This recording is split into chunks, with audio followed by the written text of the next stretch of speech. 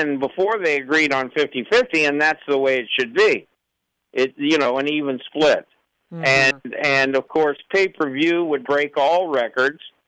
People are estimating, and I think that the record is 2.2 million buys, and it would break all records, and people are estimating 3 million as high as 4 million buys.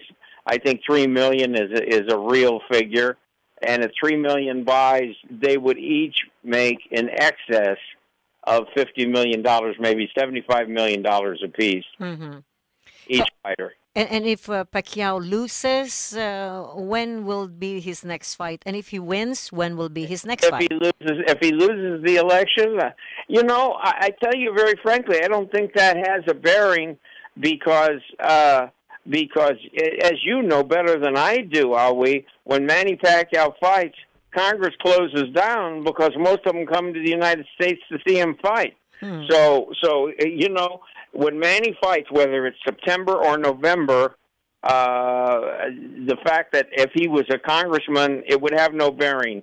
Those are the 2 months that are the best months for him to fight, September or November.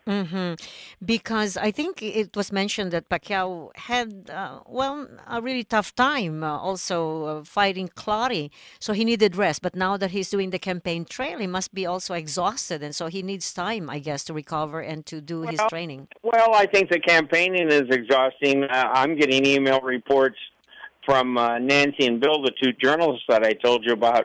And they're saying that he campaigns, up to midnight and even later. He's a late night guy, and he starts in the afternoon and he finishes at midnight, and he's going from place to place.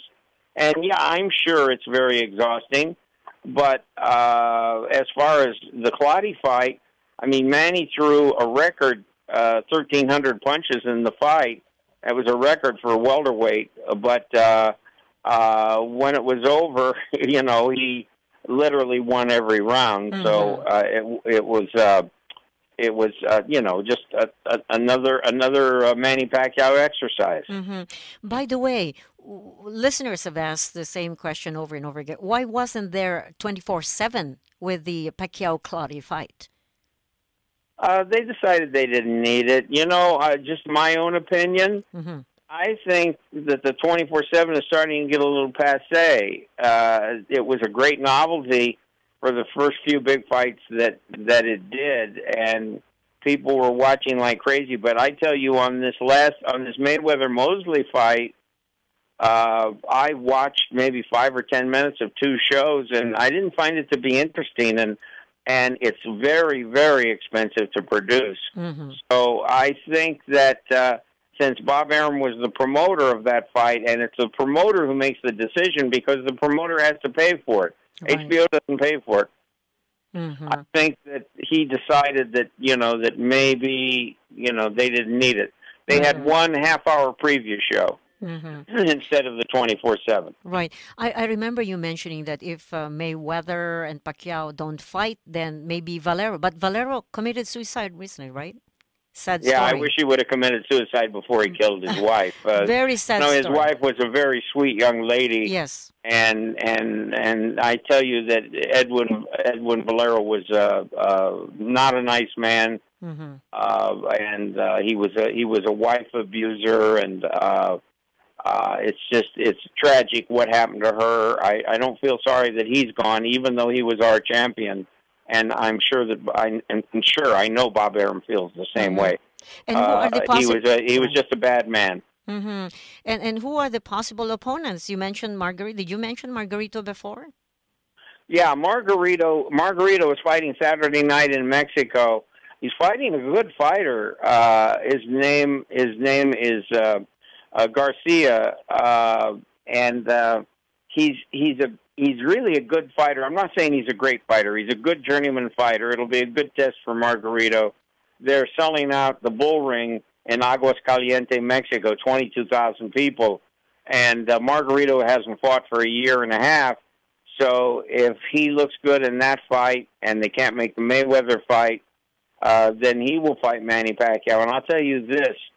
You figure it out now. It was a Filipino and an African fighting in Texas, and they did 51,000 people with a Filipino, the number one fighter in the world, Manny Pacquiao, and a very popular Mexican. The Mexican people love Margarito. It's going to do 75,000 people in Texas Stadium. Like, you know, we'll all have to work promoting it, but it'll do 75,000 people. It'll be a huge show. So Manny Pacquiao has another way to go for a big, big fight. And very frankly, Mayweather doesn't. Mayweather doesn't have another guy that he can go to that's going to be a huge mega fight. But do you think it's good for a champion like Manny Pacquiao to fight somebody else and not Mayweather? Because the fight people are really looking forward to is the Mayweather-Pacquiao fight. Oh, everybody. Even everybody's looking forward. Even people who are not everyday boxing fans want to. That's the fight everybody wants to see, which is why it'll break all previous records in the history of boxing. But if Mayweather isn't reasonable, if he's not reasonable and wants to dictate the terms and be the boss, Manny Pacquiao isn't going for it. I mean, you know this. You know Manny Pacquiao is a proud man, and he's not going to be dictated to. I mean, you know, in other words, if it's fair, if it's fair, it'll happen.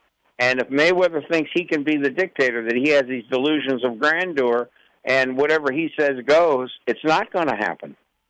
You've had so much experience in boxing, in the boxing world. Bill, any similar fight that people wanted to very much in the past, and like this like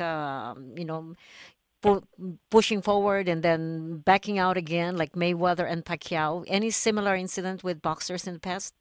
Well, years ago when Mike Tyson was real hot, Evander Holyfield was signed to fight Mike Tyson, and Mike Tyson pulled out of the fight, and then it didn't happen until a few years later, and Evander Holyfield knocked Mike Tyson out, and he fought him again, and he beat him again. That's when Tyson got disqualified for biting the air. And so that was a big disappointment to everybody, because everybody wanted to see Holyfield and Tyson. There was also another heavyweight situation where Riddick Bowe was the heavyweight champion, and Lennox Lewis was the number one contender, and Lennox Lewis had knocked out Riddick Bowe in the Olympics in Korea in 1988 when they were both amateurs, and in the finals, and everybody wanted them to fight, and it never happened. And then everybody knows Lennox Lewis became heavyweight champion and held the title for many years. He was quite a good fighter. But every now and then things like that happen where the most logical fight that people really want to see, they don't happen for one reason or another, and those reasons are usually business reasons, because the promoters and the fighters can't settle the business arrangement. Usually that's the thing.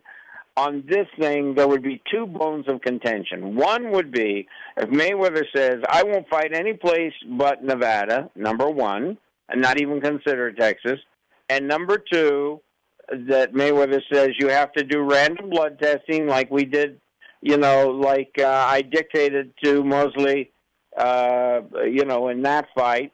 Even if the commission says it's not necessary, you're going to have to do it. Now, those two things could stop the fight from happening.